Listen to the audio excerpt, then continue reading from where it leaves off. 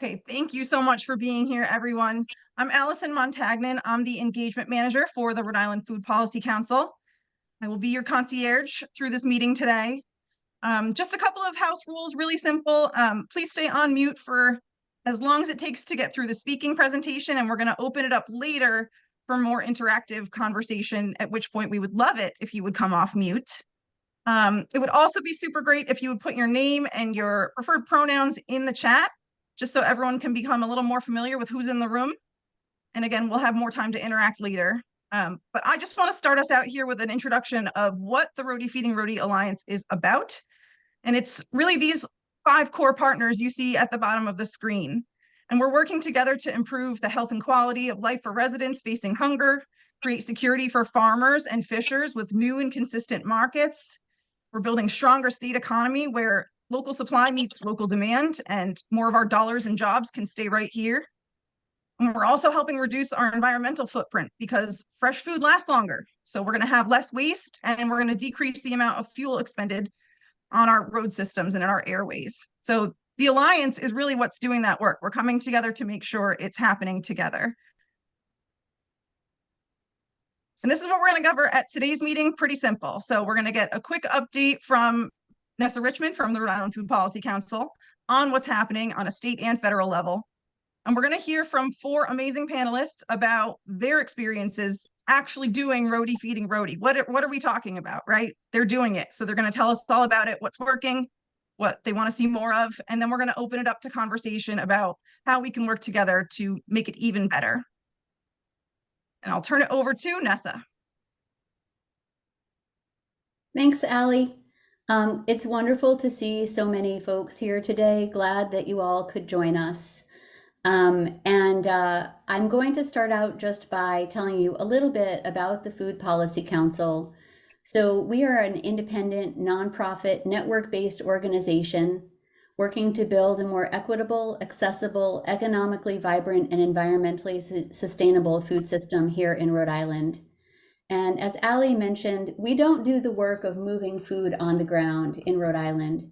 What we do is bring people and organizations together in a way that they might not be able to otherwise, organizations that share a commitment to this mission. We operate with a commitment to equity and recognize that many of the negative impacts of Rhode Island's current food system are grounded in a history of colonialism, genocide, slavery, private ownership of land, and the concentration of wealth and power in the hands of too few people. And we believe that when power shifts to be shared more equitably across our communities and our state, we transform our future together for generations to come. So to that end, our work is to build and maintain a strong network of stakeholders from across the entire food system, and then to support that network in building justice and resilience. To have a food system where all Rhode Islanders have access to nourishing and affordable food. Everyone is welcome to become a member of the Rhode Island Food Policy Council.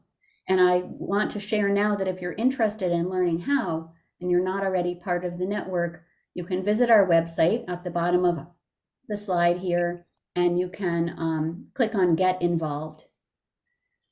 So to start us off today, I am going to provide a short update on legislation that is important to growing the market that we're focused on today, the market that helps our local farmers and fishers and our local food insecure neighbors. So you might be wondering, why am I giving an update on policy? Policy is the way our government tackles complex issues, such as healthcare access, environmental sustainability, and economic development. Public policy decisions that are made today shape our society tomorrow. And that's why it's important to understand what's happening in our government. Every law, regulation, and investment that our government makes is part of a larger puzzle, a puzzle that we want to make sure is aimed at creating a better future for all. First, I'll give a quick federal policy update, and then I'll talk a little bit about state policy. On the federal side, we want to focus on the Farm Bill. The Farm Bill is a huge package of legislation that's passed roughly once every 5 years that has a really big impact on farming livelihoods, how food is grown, what kind of foods are grown, It covers programs ranging from crop insurance for farmers to healthy food access for low-income families, and from beginning farmer training and support to support for sustainable farming practices. The Farm Bill really sets the stage for our food and our farm systems. And so it expires every 5 years and then it gets updated. The update is a really extensive process, which is where there are proposals, there are debates, and then finally it is passed by Congress and signed into law by the president. And so the current Farm Bill is the Agricultural Improvement Act of 2018, and right now is when the next Farm Bill is being discussed. So the council is a member of a national organization called the National Sustainable Agriculture Coalition, and they're a leading advocate for family farmers and sustainable agriculture. And we work with them to make sure that this bill is good for farmers, good for consumers, and good for the environment. We also follow closely the work of other leading advocates who focus on food access and nutrition security titles in the Farm Bill, which includes the Food Research and Action Center. The Farm Bill has lots of different sections that are known as titles. The 2018 one had 12 titles, and we focus on a certain number of those. Title 2 is conservation. Title 4 is nutrition. Title 7 is research. So the Farm Bill proposals in the Senate and the House were just released on May 1st. The Senate bill included provisions from more than 100 bipartisan bills, and its purpose is to really be a North Star that can spur momentum toward completing a Farm Bill this calendar year. It's not a bill that will be voted on as is. And that proposal really provided everyone with the first comprehensive look at where priorities stand on many of the major Farm Bill issues. One really important fact about the Farm Bill is that started right here in Rhode Island is that there's a proposal to include permanent funding in it for the program that has provided most of the money for the food that is being distributed from local farmers to local food insecure communities today. That is the Local Food Purchase Cooperative Agreement Program. It was our own Senator Rhody who introduced the Eat Local Foods Act, which is modeled on the Local Food Purchase Cooperative Agreement Program and would create permanent funding for this. So this is a program that's really benefiting us here in the state now. And this measure is co-sponsored by a dozen US senators. So that's a federal update. And if you're interested in learning more and getting engaged in Farm Bill work, again, you can just reach out and join our Farm Bill work group. At the Rhode Island State House, there are a number of pieces of legislation that support connecting local food with food insecure communities. And I just wanted to highlight two briefly that are priorities of the council. One is a bill that will create a tax credit for taxpayers who donate food to Rhode Island organizations to address food insecurity. So this is sponsored by Rep. McEntee, and she spoke at the council's Good Food Policy Day on March 28th about the importance of this bill. And now the work group is supporting the sponsor of the Senate companion bill to make sure that it also has a hearing. Second is a bill that will make an investment in our children in the state by providing free breakfast and lunch to all students, while promoting local food purchasing and ensuring culturally appropriate menus in the schools. This is part of a broad School Meals for All coalition that's been working with Senate champion Senator Cano and has had a hearing before the Senate Finance Committee that just happened about 10 days ago. So these federal policy issues and state policy issues are ones that we wanted to just give you a quick update on. And now we will go ahead and get into our panel. We are so grateful that our panelists have made time for us today, and I'm going to introduce them briefly and then ask them a few questions. So first we have Alice Howard, who is the founder and executive director of Sunrise Forever. She is a wife, a mother of 5 children, 2 of whom are adopted, a grandmother, and a social change practitioner with a passion for sustainable development. She has a bachelor's degree in insurance and risk management from the West African Insurance Institute, a Bachelor of Arts in Business Administration from the University of Liberia, and a Master's in International Development and Social Change from Clark University in Worcester, Mass. Alice, I didn't mention this, but my daughter is graduating from Clark University a week from today. Um, in Liberia, she served as the United Nations office in the United Nations office for project services. And in Rhode Island, she's worked for Brown University, the Bank of New York, Citizens Bank, and others. She's currently the marketing director at the World Financial Group and is also a member of the Ebenezer Baptist Church in Providence. Next, I'd like to introduce you to Mark Peary, who is a seafood consultant at Tony's Seafood Warehouse. As part of the family that runs Tony's Seafood, Mark runs most of the day-to-day operations along with his brother Dominic at the Tony's Seafood Wholesale location, which is in Warren, Rhode Island. They also have a retail store in Seekonk, Mass, which is run by his brother Anthony. At the wholesale operation, they process all different types of fish, including cod, haddock, salmon, swordfish, tuna, halibut, monkfish, and many others. They also have a shellfish room in their plant that receives local shellfish from harvesters daily, and they have a shucker packer license, which allows them to enter markets for chopped clams, clam strips, and other items like shucked quahogs that are distributed all across New England and beyond New England as well.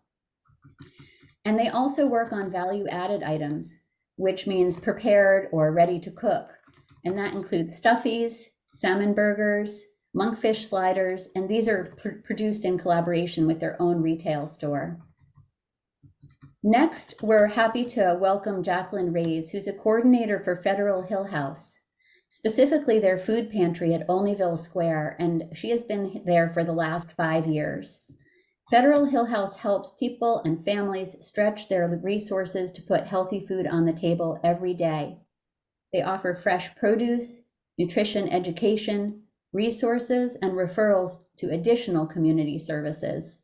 And their Olneyville Food Center has received over 115 pounds of food from one of our core partners, Hope's Harvest, since 2018. Charlotte Uwempue has been farming in Providence and in other locations in Rhode Island since 2013. She is experienced in farming a variety of different vegetables and sells her fresh and delicious produce to local communities statewide. She works with the Hope's Harvest program of Farm Fresh Rhode Island, sells at multiple farmers markets, and also works with Farm Fresh's Harvest Kitchen program. She started growing in relatively small spaces in urban areas around Providence, and since then has also begun farming on larger pieces of land at the Shuatuck Incubator Farm in North Kingstown and Urban Edge Farm in Cranston. She's a successful farmer who produces over 15 tons of produce per season, and she's grown over 37,000 pounds for the Hope's Harvest program since 2021. So I'm going to start off the panel just by asking you each in turn to tell us a little bit about your organization or your business. And I'd like to start out by asking Alice to share with us.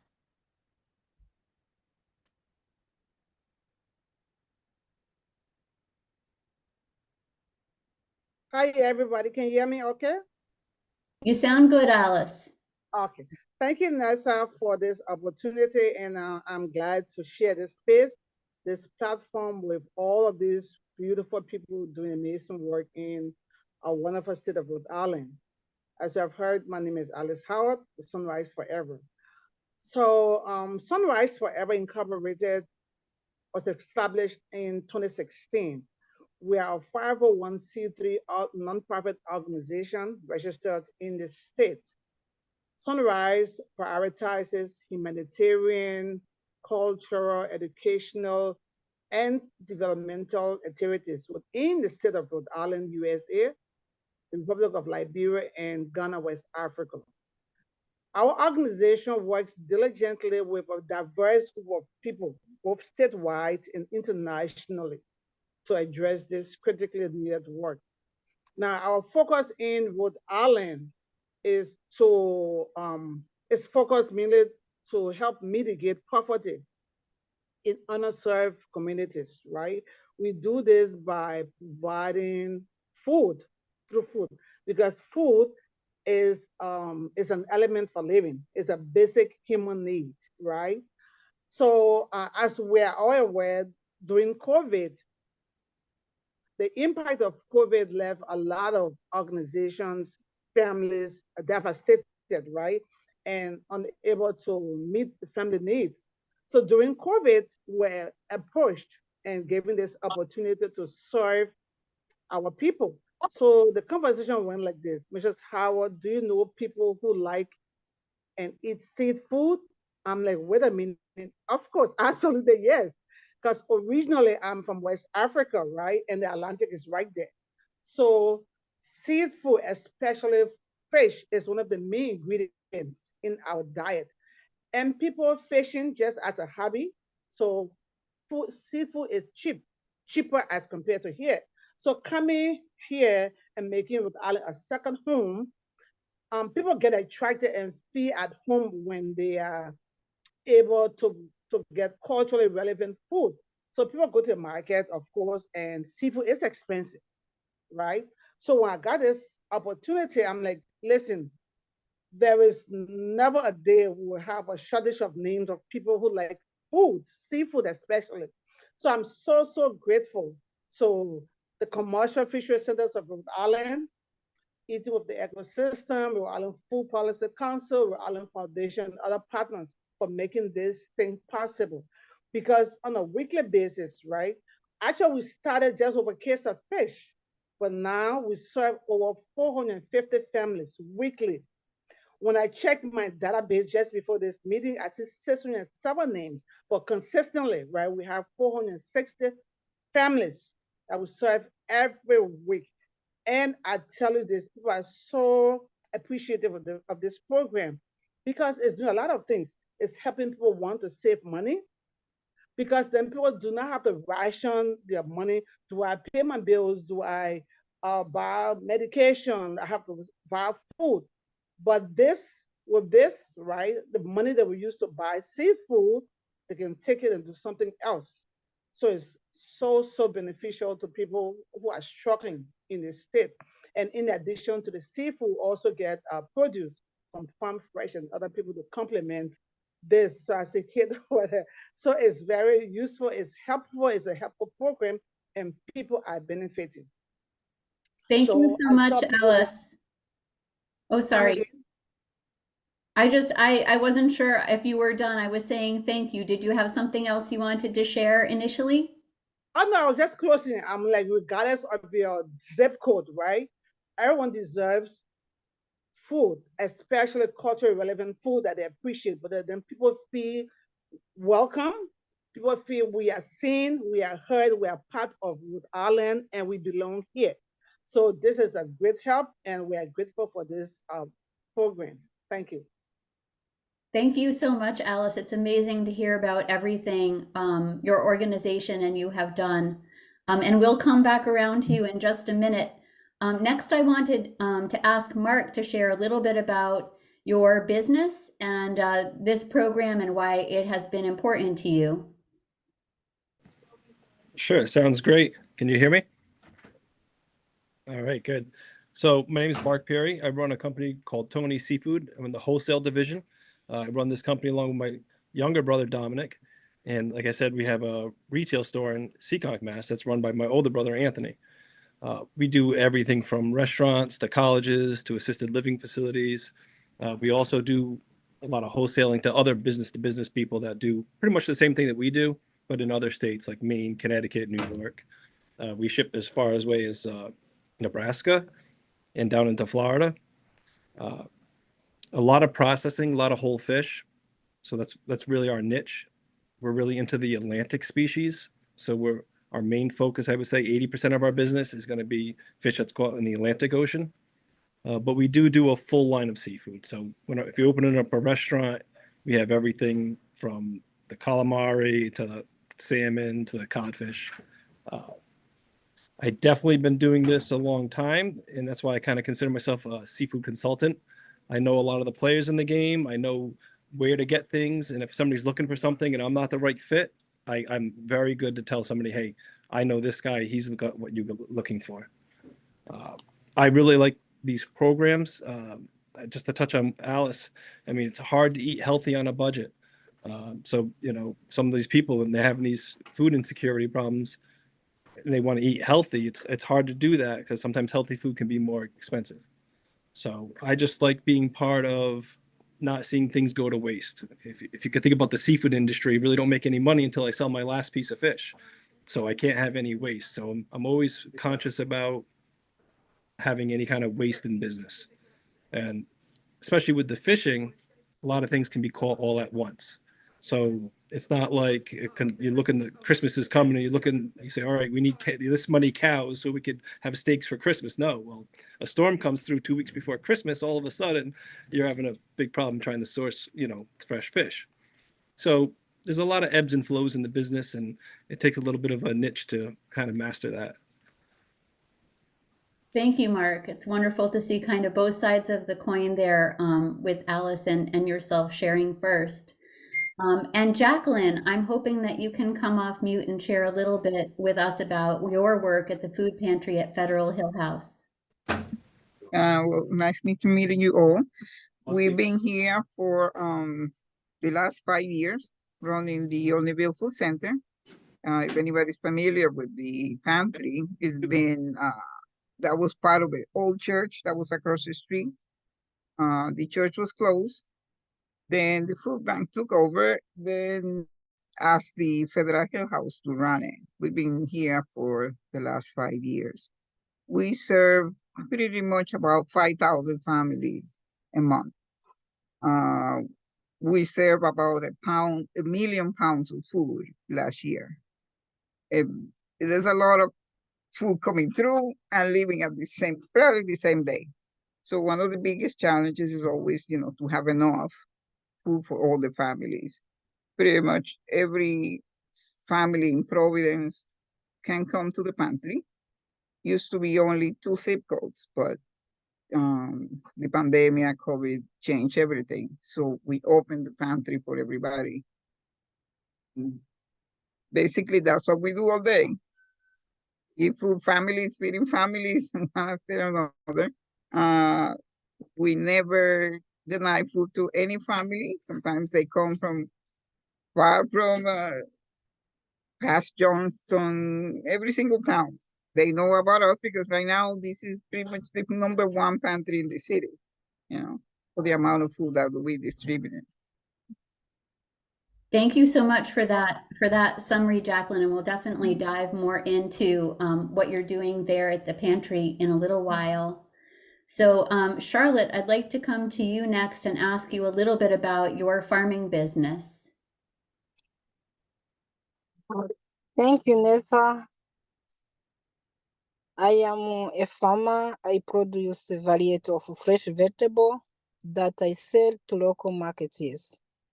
In addition, I deal with different organizations who donate the food to the people in need. First of all, I need money to cover the cost. Secondly, I need to meet people and interact with them. I feel confident and proud to contribute to the well-being of my local community. I am happy to make available delicious fresh produce to the people at an affordable price. And can you tell us a little bit more about the specific types of produce that you are growing and how they're important to the community that you're selling to? The produce I grew is important to community, like let me say to my community. African people, they still need to eat the original food they've been eating to our country, like eggplant, the garden egg, sweet potato leaf. People here, they don't know what is that. They don't get that one to every market, but we have to grow them for my community my people from Africa. And can you say a little bit more about how you sell the product, who you're bringing the product to. I know you work a lot with Farm Fresh Rhode Island. Maybe you can tell us a little bit about what that market development has been like. I sell a lot of food to Hope Harvest, and the Hope Harvest market have improved me to pay to buy seed on the time. I get money earlier to buy seed, to pay for the land, to buy it for the tools. So it helped me a lot. Thank you, Charlotte. That's really helpful to hear. So I also wanted to hear a little bit more from circling back around to Alice, hear a little bit more about why the seafood that you're getting is so important to your community, and maybe about the most important challenges that you're facing right now related to the work that you're doing. Thank you, Nessa. That's a great question. Like I said earlier, culturally relevant food is very essential because, like the speaker just said, seed food, right? Familiar food. People gravitate to those things because that's what they are accustomed to. It's good for their health, for their well-being. So the seed food program and all of what we provide to our community and other people in other served communities, they appreciate it. So it's very, very important for them to see and be able to cook what they are accustomed to. So that's great. So you talk about challenges. For our end, I can, there are a few, but because we do this distribution in the open space, right? So location is very crucial. Now, like over the last year, we had to change the 3 or 4 canopies, the gazebo, because during inclement weather is difficult. So we have to have our volunteers there. We need something that a heated tent to be able to help our volunteers as they do all of the fun things, the packaging and stuff like that. Because to serve 450 families every week is a heck of a work. It's a lot of work, but it's worth it, and it just brings us joy to be able to help our people. Now during winter, we have to cut the hours short because it gets dark earlier. So if we have an enclosed place where we can spend more time, we'll be able to serve longer hours. And also, we are human beings, right? Our volunteers have been, and they are so dedicated. They come every weekend. So stopping some funding to be able to help give them some to appreciate them, so they are more dedicated to this work. And also the executive director to get something. So funding is one of our major thing, major challenge, and we look forward to get something that will help us in that direction. So those are the 2 areas we look forward to. Thank you, Alice. That's really helpful. And I know there are challenges on the other side as well. Turning to Mark, if you want to share a little bit more about the challenges that you're facing, in particular related to this work. I know I'm not having too many challenges with this program because I'm able to fit into my schedule and into my just our production, the best that we can. So it kind of works out all right. I mean, I like what Alice does because those people's eating culture is what really drives my business. So as you get more of this local seafood into the community, it's just creating more culture and more demand for local seafood. So I like that aspect of these programs. And again, when it comes to fishing, when there's too much local fish coming in all at once, that's how the seasons goes. Like fish come in schools, and everyone has fishing seasons. So it's good to see that this local seafood is getting distributed into the communities, and and like I said, this will help and build up and help the fishermen in the long run, because you're driving the demand side. Thank you, Mark. And so I'd like to turn to Jacqueline next. Oh, good, you got your camera to work. If you could share a little bit with us about your top couple of challenges, that would be wonderful.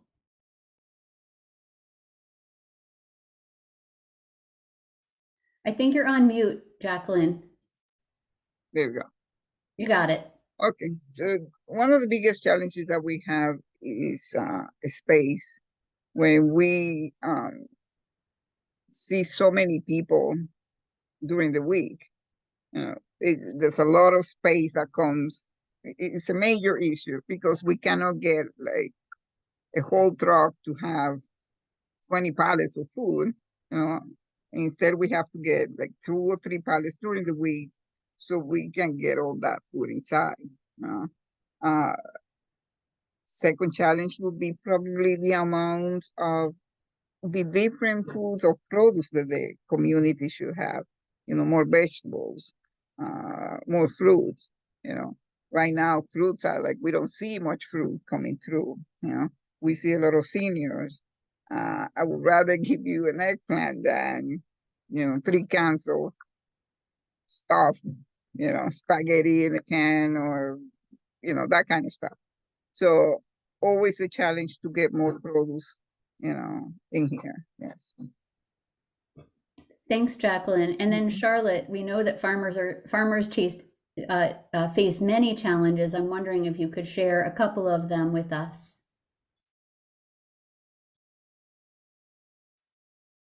You'll have to come off mute as well, Charlotte.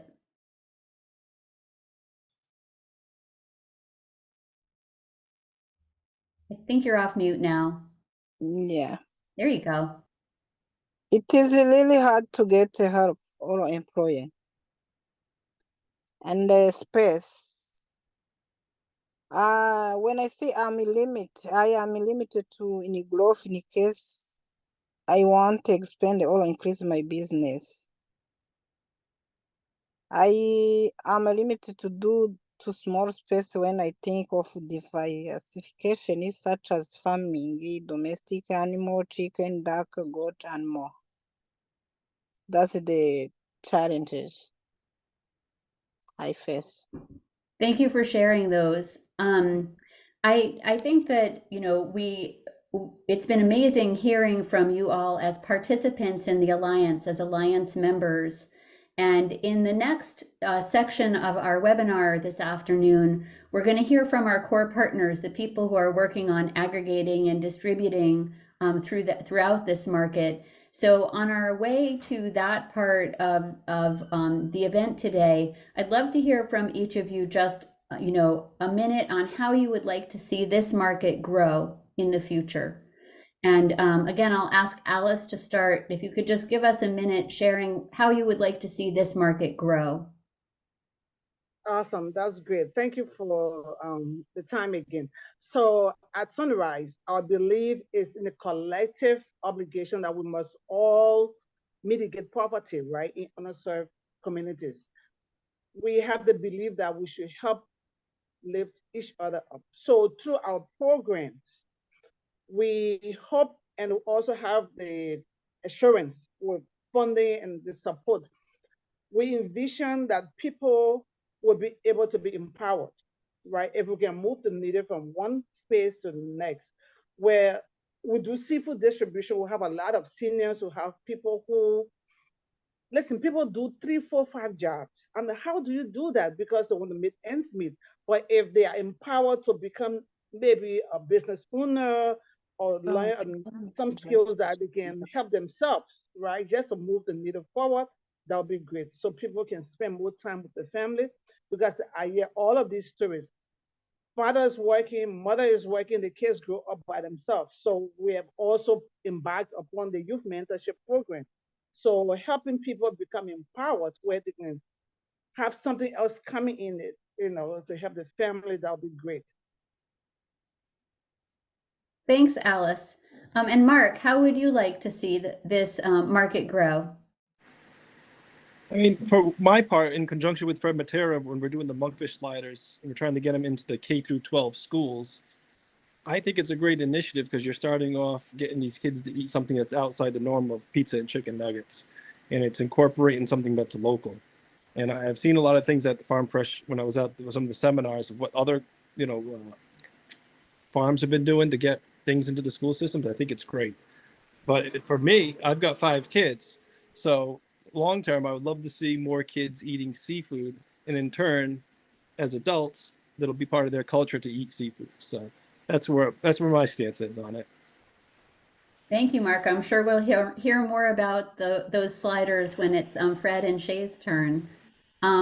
Turning to Jacqueline, if you could share a little bit with us about how you want to see this market grow, what more you want to see it do in the future. You'll have to come off mute again. Sorry, Jacqueline. Okay. There you Yeah.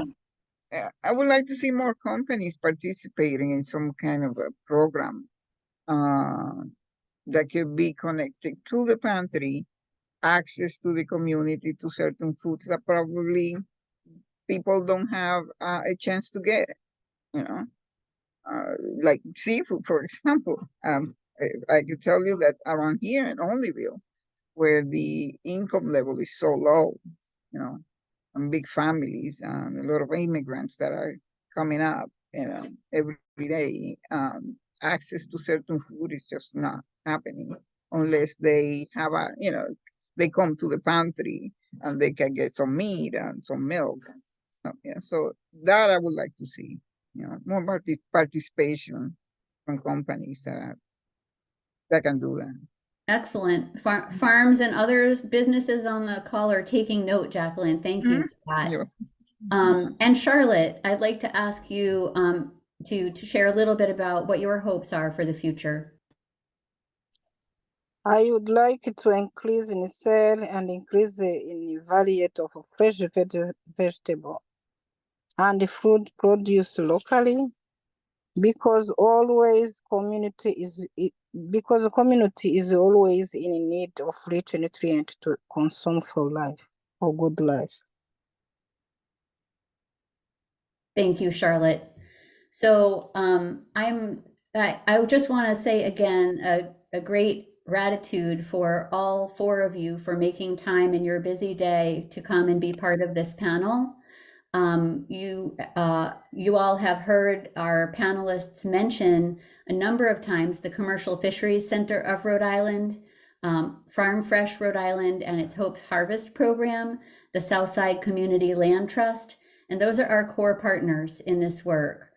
So now I'm going to turn it over to the core partners to provide brief updates on their programs. So Allie will share her screen again, and then I'm going to just ask Fred and Shay to go first, and then you guys turn it over to our friends at Farm Fresh, and then you guys turn it over to Amelia at Southside.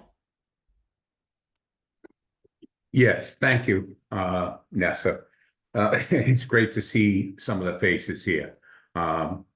Alice, we've been supplying now for close to 4 years, 3.5 years. And we started out with a few hundred pounds, and now we're doing 2,000 to 3,000 pounds on a week-to-week basis. Mark from Tony Seafood, he's a great supplier. I contact him every week, and he's always has some of the whole fish that we need, and he augments what we provide in creating a variety of different species. Through this, we've also been able to help the industry. Monkfish is a readily available, especially for gill netters, but the price has been very depressed. So we're trying to create a supply chain and a product value added. And so we started with this monkfish sliders, which were great. We just came back from a school, Segway Learning Institute in Central Falls. Impressive school, impressive program. And the kids really were excited. Mark was kind enough to provide a couple of monkfish. And if none of you have ever seen a monkfish before, it's probably the most ugliest fish in the market or caught by fishermen. And Kate Masry was there along with ourselves, and we gave them some information and allowed them to look at it and touch and feel, and that was great. And then they ate the monkfish sliders, and it was a great reception. They loved it. Well, part of what we do is, supplying thousands of pounds of seafood every week. We're going on to, I believe in June this year, we'll be 46 months into this. And at that point, we will have distributed 500,000 pounds of product into the market free for food to address food insecurities. So Farm Fresh has been instrumental in this because they have provided a refrigeration space for us, which allows Alice and the other community partners instant access. Instant in the sense that they used to have to come to Point Judith and Newport and Wickford and anywhere else to get the product and pick it up and bring it back. Now it's 5 minutes from their facilities. They can pick it up easily, and that has been instrumental and very helpful for them. Shay maybe has something else you'd like to add? Just for kind of the quarterly update. So this past quarter, in terms of the fresh seafood donation program, we've identified several new distribution points or community partners that are ready and prepared to incorporate seafood into their existing food distribution efforts. So that's very exciting. We're hoping to start scaling up and bringing on new additional partners, as well as increasing with our existing partners. We've been working on some other grant proposals just to secure additional funding to hopefully continue growing the program. And then also in the past kind of quarter, we've also identified a few new fishermen to start sourcing some seafood from. So that's always exciting to incorporate new seafood partners into the program. Thank you so much. Amazing update. So much going on, and it's great to hear new fishermen are participating, and we can pass it on over to Farm Fresh now. Hey everyone, my name is Jesse Rye. I'm the Executive Director at Farm Fresh. I just wanted to say how proud we are to be a core member of the Rhody Feeding Rhody Alliance, and would also just like to highlight some of the things that Nessa said earlier about the Farm Bill and some of the legislation that's going on right now. If you care about this stuff, please really tune into those issues. Now is the time to have your voices heard. I'm going to be turning over the presentation to two staff members at Farm Fresh, Allison Jennings and Shannon Hickey. Allie and Shannon, take it away. Cool. Hi, everyone. I'm Shannon. I'm the operations manager for Hope's Harvest. So if you are not familiar with Hope's Harvest, we organize volunteers to help glean from local farms. So anytime there's excess in the field, to make sure it doesn't go to waste, we bring folks out to harvest it and handle the distribution to hunger relief agencies, all in Rhode Island. We also use LFPA funding to support contracting with farmers to grow specifically for hunger relief, as well as surplus purchasing at the end of the year for any large bulk amounts of storage crops that we can help distribute during times when we're not actively in a growing season. So since 2018, our program has nearly recovered 1.1 million pounds of local fruits and veg and distributed that to 62 different hunger relief agencies from 69 local farms. This year, and actually our Q2 update, is a lot of prepping for the upcoming year. So we've started finalizing all of our contracts for 2024. We're contracted with 10 farms to grow 49,000 pounds for us this year, including Charlotte on the call. And that'll be a total of $128,000 getting fed into farmers. We pay 60% of that upfront, so they're able to use that to go towards any costs for growing, for getting a team together, seeds, whatever it may be. So yeah, and we'll be distributing to lots of agencies. We distributed to 43 different agencies last year, largely Olneyville Food Center, where Jackie's also on the call. We're contracting with folks to be growing some culturally relevant specific foods. So we didn't see a lot of peppers last year, so we're intentionally contracting with farmers to grow different types of green bell peppers and spicy peppers so that we can make sure that folks are getting those So that's a bit about our contracting work, and I can hand it over to Allie to talk about some of our other programs. Thanks. Yeah, so also apologies if that was confusing. Shannon and I are in the same room, which is why she's coming out of my mic. But this year I am also in prep for our farm to food pantry program. This is the third year that it's been funded through LFPA. So this year we are awarding $199,000 to 64 different agencies. Last year, there was around 40 agencies that participated. So quite a bit of growth this year. There's a lot of excitement about the program and lots of agencies were in need of it. So I'm glad that we were able to increase the amount of participating agencies. We have 18 new contacts that we're working with this year. So very excited about expanding our network as well. And then we're also going to be continuing our work with the DEM on the Senior Farmers Market Nutrition Program and helping facilitate not only the benefits in conjunction with the farmers markets, but as well as doing homebound deliveries to individuals that can't access the markets. And partnering with DoorDash and Project Dash on doing some of those deliveries. So very excited for the growth that this year is going to bring and all of the work that we're going to be doing with our partner agencies and farmers. Amazing as always, Farm Fresh Rhode Island. Thank you so much for those updates. I especially love hearing about the contracting you've been doing with all of those farmers and the new farmers joining in. And now so happy to welcome Amelia Lopez from Southside Community Land Trust to give us their update. All right, hello everyone. Thank you, Nessa. I'm the Food Access Associate here at Southside Community Land Trust. I've been here for about 1 year. My folks are farmers over at Urban Edge Farm here with Southside. I also work with Charlotte in the aggregation program, and we buy a lot of produce from her. She's a rock star for sure. So I'll tell you all a little bit about Southside's aggregation program. We are an aggregation point for historically underserved farmers to sell their products to us at a very fair market price. We also try to do mentorship with the farmers where we try to help them become more business savvy and like giving them an opportunity to practice wholesale selling. And the things that we buy are distributed to systemically marginalized communities. So our VegRx produce prescription program has been a huge outlet for these products because we work with Clinica, Lifespan, and Integra.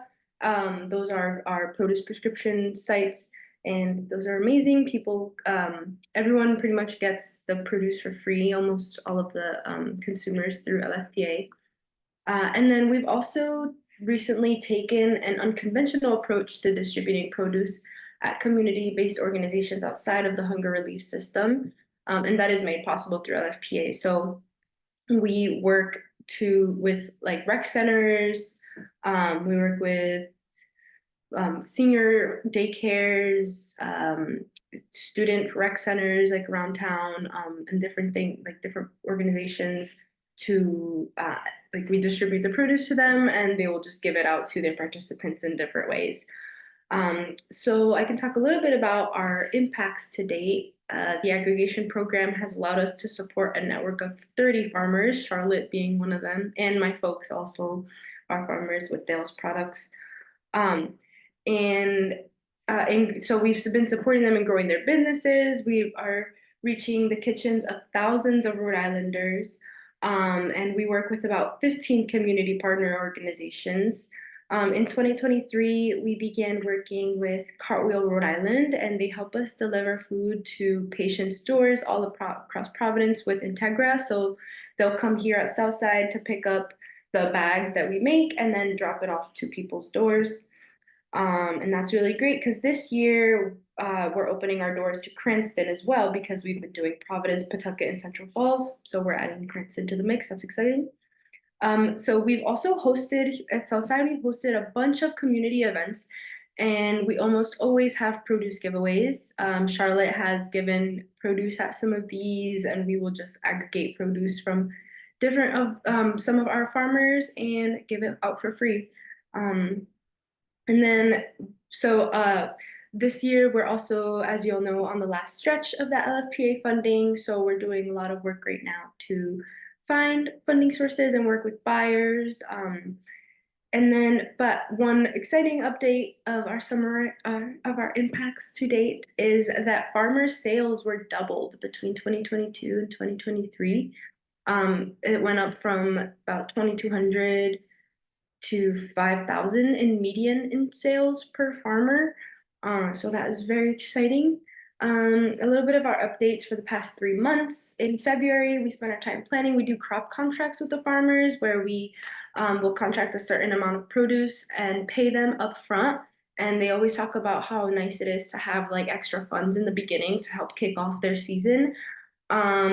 We also, so we gave out almost 10,000 in upfront contracts to farmers. And farmers have also been participating in integrated pest management with URI, the IPM, to help them become more skilled in stopping pest infestations on their farm, and that's been really exciting. We also are adding 4 new farmers to our aggregation program, so that brings us up to 30. And we've also, oh yes, exciting things that are happening in the next 3 months are we're hosting our farmer orientations to get farmers started for July 8th. We will be visiting farms. We're hoping to train volunteers for the aggregation program. And the tenants, Southside has some tenants that have restaurants and food businesses, and they will be buying from the farmers. And that's going to be, I think, a huge help. And then we'll also be gleaning at markets this summer a bunch. So yes, those are my updates. Thank you, everyone. A lot to say. Amazing. Thank you so much, Amelia. It's always impressive to hear all of the great programs that Southside is running. So thank you and everyone over there for the great work. I recognize that we have about 5 minutes left. So my next slide is going to be very quick, and it's just more or less a reminder that we are all in this together and everybody has a different role to play.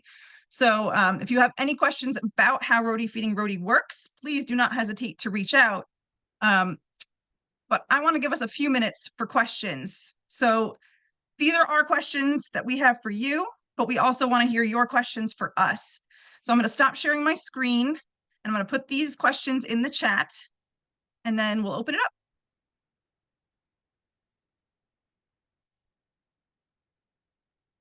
It can be questions for our speakers or about Rhody Feeding Rhody. Oh, I see. Go ahead, Vernon.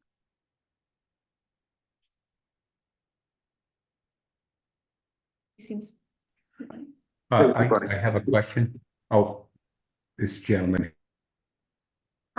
Vernon, I saw your hand up, but by all means, just speak up. Sure, yeah. So I'm working on a partnership with CCRI and hoping to build like a small community garden, a way that students can, get paid for like farming and learning about agriculture, but also feed other students and possibly the community. Is there funding available for that while I'm working with them, like getting the contracts and stuff together? Is there like funding for like facilities, maybe like land surveyorship to like, see where's best to build these things on campus and things like that? I can answer that question. Right now, the funding that's available from the federal government is to buy food. So that's what is available through this particular program. But I would suggest that you look into other state programs like the Local Agriculture and Seafood Act Grant Program, and maybe consider an application for for starting those types of entrepreneurial opportunities. Thank you for that question, Vernon. And I think, Fred, you have your hand up next. Yes, probably our biggest challenge, well, it is certainly our challenge, major challenge is funding. Federal, state, other than what we've been able to procure through LFPA, we really have never seen anything from the state or federal. We have private, Rhode Island Foundation's been very good, Food Bank's been very good to us, and we have private funders. So I'd like to be able to get more involved in this farm bill, so we can push Congress and our congressional delegates here to motivate it. We're now doing, and I mean, we have people knocking on the door every week asking for more and more seafood. And seafood isn't pennies or cents. Seafood are dollars. And it's a lot of money when you're giving it away free, as we do. So I'd like to be able to be more engaged. So I'll stay in touch with, I guess, Nessa or somebody or Allison to find out more about this farm bill. I will definitely send you some Farm Bill information after the call, Fred and Shay. Now is the time, as Jesse said. And I also see, Vernon, that Julie put another potential source of funding in the chat. So make sure that you are taking a look at the chat to get that information about farm to school work here in Rhode Island. It is 12:58, and Allie, I want you to have a chance to go through the invitation and information at the end. So I'm sorry we'll have to cut the questions short, but let's go ahead and give Allie the last 2 minutes to go over that important information. Thanks, Nessa. And while I'm sharing my screen again, I'm just going to say, just keep in touch. The questions don't end here. We are all still available and happy to chat with all of you. I'm just going to set this up on my screen. So the Rhode Island Food Policy Council is taking part in building the Rhode Island Food System Preparedness and Recovery Plan.